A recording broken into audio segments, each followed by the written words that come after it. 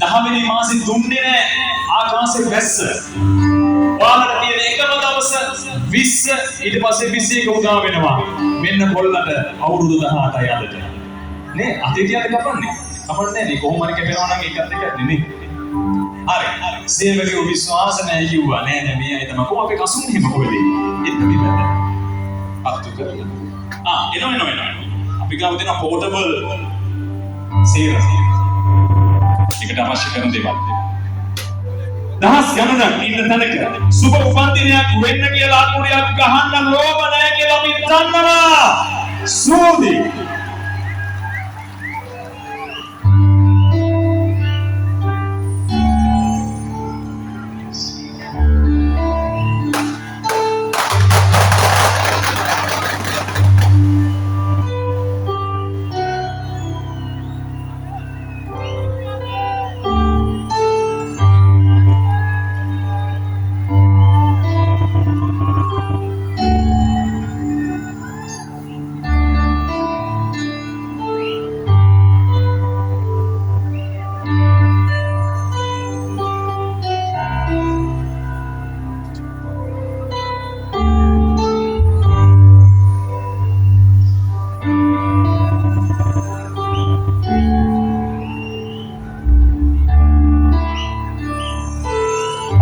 සේවක මණ්ඩලෙන්නේ ඒකෙන් භාගයක් ගන්න හදන්න යවන්න වෙනවා.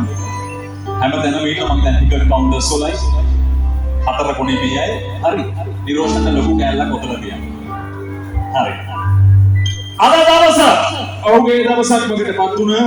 මෙතෙන් දෙන්න. ඔන්න බලන්න නුවන් කොච්චර ආදරේද ගම්පහ මිනිස්සු තමන්ගේ රාජකුමාරයෙක් නෙමෙයි. මේ ගමේ පාසලේ ඉපදිලා ගේ මං ගහපු බෝලෙන්ට ගහන්නනේ කවුරුගේ වාන්කුඩියක් ඡය වෙන්න සුබ වෙන්න කියලා. සූදි ජය උපන් දිනේ කියන්න ඕනේ අවුරුදු ගානේ නේද? තාම 18 සීමාවෙ ඉන්නේ. ඉස්කෝලේ තාම ආදි ශිෂ්‍යයෙක් නෙමෙයි තාම ශිෂ්‍යයෙක් වගේ. හරි.